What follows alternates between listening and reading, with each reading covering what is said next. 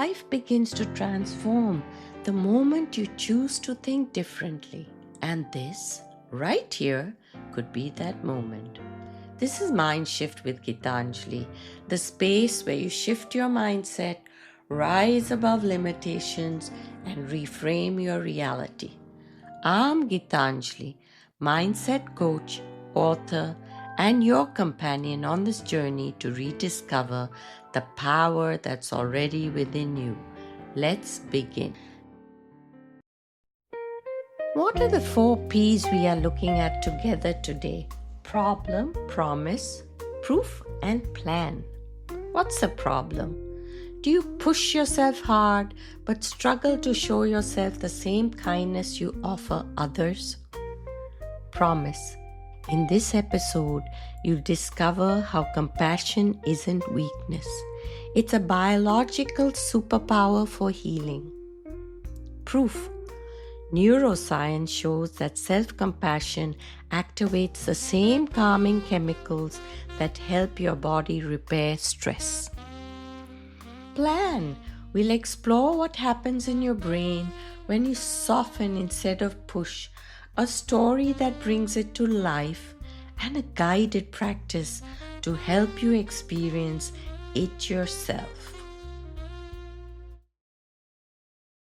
Last week in episode 5, we talked about self-trust, the quiet confidence that grows when you keep promises to yourself. That's where inner stability begins. Today, we're going a layer deeper to the heart of healing and transformation because self-trust can't fully bloom without self-compassion. Take a slow breath in and a gentle exhale out. Let your shoulders drop. Let's begin.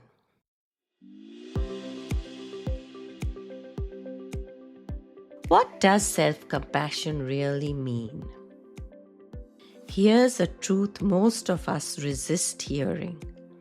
You can't hate yourself into a better life. Yet that's how so many of us try to change. We criticize, we push harder, we compare, we punish.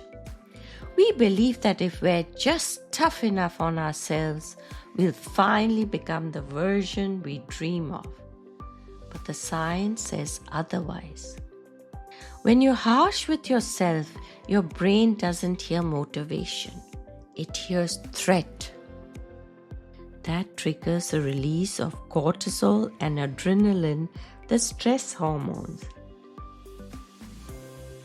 Your muscles tighten, your heart rate rises, and your prefrontal cortex, the part responsible for problem solving and clarity, shuts down.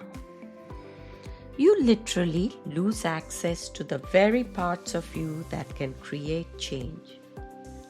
Self-compassion changes that equation. When you replace self-criticism with kindness, your body begins to release oxytocin and serotonin, the hormones of calm, trust, and connection. Your system shifts from fight or flight into repair and restore. Your thinking becomes clearer. Your motivation becomes sustainable. That's the paradox of compassion. It doesn't make you weaker, it makes you capable. Because you can't evolve from fear, you evolve from safety. Let me tell you about Carl. Carl was everyone's go-to person. Reliable, hardworking, always calm under pressure, but inside he carried a secret weight. No matter how much he achieved, it never felt enough. He once told me, if I stop doing, I start doubting. Every time he slowed down, his inner voice would attack. You're lazy. You're falling behind. People will think you've lost it. His body lived in quiet tension, jaw tight, shoulders up, breath shallow. So instead of giving him more strategies or goals, I asked him to try something radical. Whenever that harsh voice appeared, he'd say gently, "Thank you for trying to protect me, but I'm safe now." At first, he rolled his eyes. It felt unnatural. But over time, something shifted. He told me, "The voice hasn't disappeared, but it's quieter, and I don't believe it anymore." Then one day, after missing an important meeting, he noticed this old shame rising. And instead of spiraling, he whispered, "I'm learning. I'm still worthy." That moment wasn't small, it was monumental. Because that's the real work of compassion. It doesn't erase your humanity, it allows it. It helps you move from self attack to self support. Carl didn't lose his drive. He just stopped driving himself with fear. He started leading himself with care. Let's look at the science of self-compassion. What's happening inside your brain when you practice compassion? You have three emotional systems constantly interacting.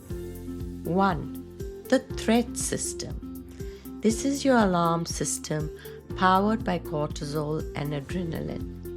It's activated when you feel unsafe, judged, or inadequate. Your body tightens, your breath shortens, your brain's message: protect, survive, react. 2. The drive system. This one runs on dopamine, the motivation and reward chemical. Pushes you to achieve, to reach goals, to keep moving. It feels exciting until it becomes addictive. When unbalanced, it traps you in the loop of "I'll rest when I'm enough." 3. The soothing system. This is the often forgotten one. It's powered by oxytocin, serotonin, and endorphins, your body's natural calm and safety chemicals. They switch on when you experience kindness, connection, and self-acceptance. Imagine this in real life. You make a mistake at work. Your threat system yells, "You failed." Your drive system shouts, "Work harder, fix it fast." But when you engage your soothing system, you take a breath and say, "Mistakes happen. I can learn from this." Your breathing slows. The prefrontal cortex, the part responsible for logic, empathy, and perspective, reactivates. You begin to respond, not react. That's not fluff, that's chemistry. You're literally changing your biochemistry to support learning, creativity, and resilience. Compassion brings your nervous system back into alignment. Now let's look at a guided practice, like we had said in our plan, to experience self-compassion. The 3 C's of self-compassion. Let's turn this understanding into practice. It's powerful because it works with your biology, not against it. Check in, comfort, and choose again. Check in, comfort, choose again are the 3 C's of self-compassion. Check in. Pause for a moment and notice what's happening inside. Ask yourself, what am I feeling right now? Maybe it's guilt, fatigue, fear, or pressure. Don't judge it. Name it. Naming a feeling calms the amygdala and brings awareness back online. comfort. Now bring warmth to what you notice. You might place a hand on your heart or take one grounding breath. Say something kind, even if it's just, "I'm allowed to feel this," or "I'm doing my best with what I have." This simple gesture releases oxytocin, the hormone that tells your body, "I am safe." Choose again. Once your system softens, make one small choice that supports you. It could be stepping away from your desk, drinking water, or simply pausing the negative thought spiral. Choosing differently, even in a micro way, teaches your brain a new response pattern. You're late to a meeting. Your threat system screams, "You're irresponsible." You pause. That's check-in.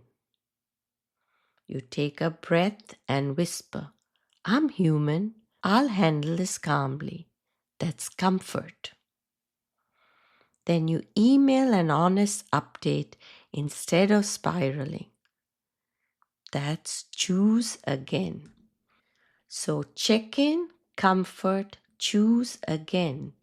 Each loop builds emotional intelligence and rewires your identity, one gentle repetition at a time. Like our previous podcast, we do a visualization section together. What is visualization? Visualization is simply using your imagination to picture the life or version of yourself you want to create. In this instance, we are creating our inner ally.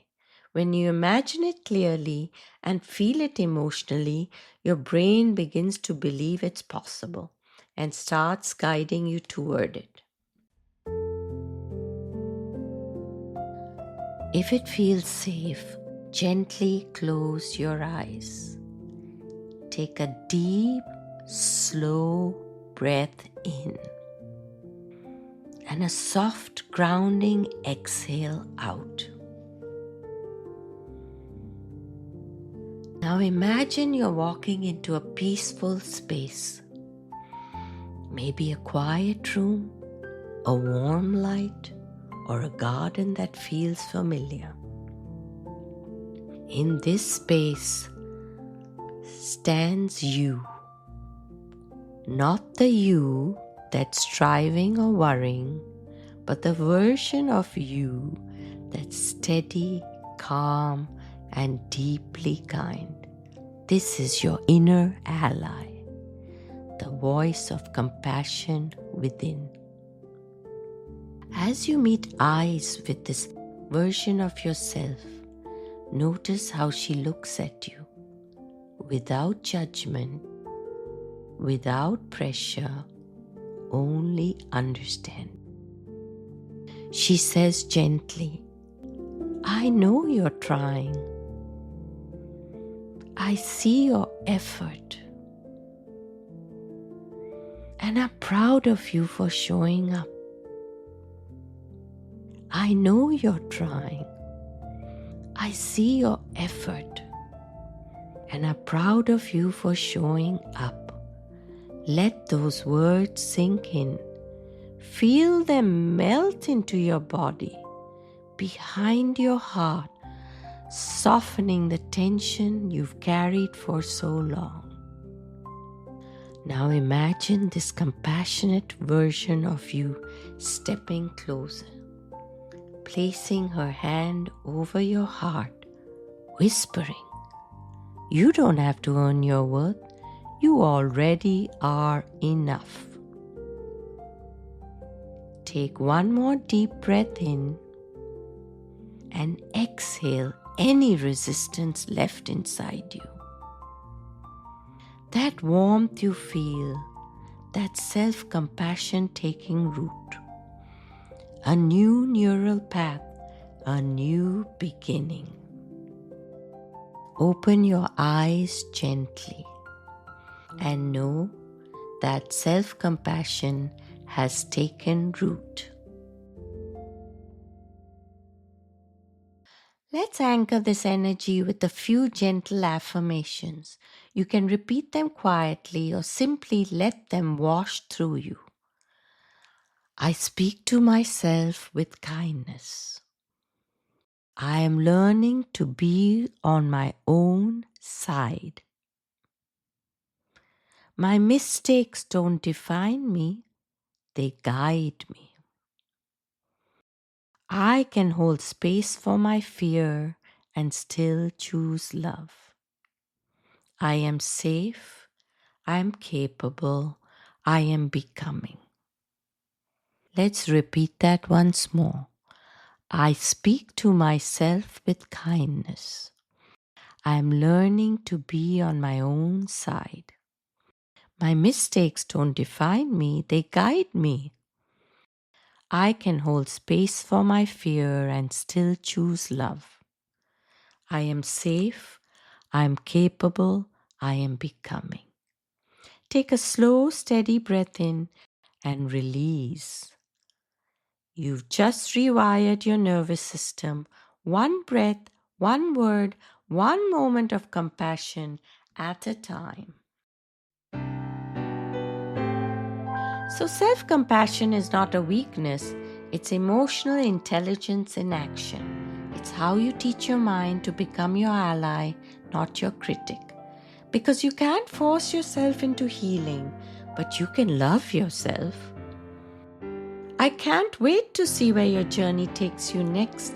Join me in episode 7, where we'll explore how to become the person you've been waiting for, the identity shift formula. Thank you for joining me today on Mindshift with Geetanjali. If this episode spoke to you, share it with someone who needs to hear this message and subscribe for next week's episode. Every moment of awareness you create today builds the reality you live tomorrow. Keep rising, keep shifting, keep reframing, and keep becoming who you're meant to be. Rise, shift, reframe, become.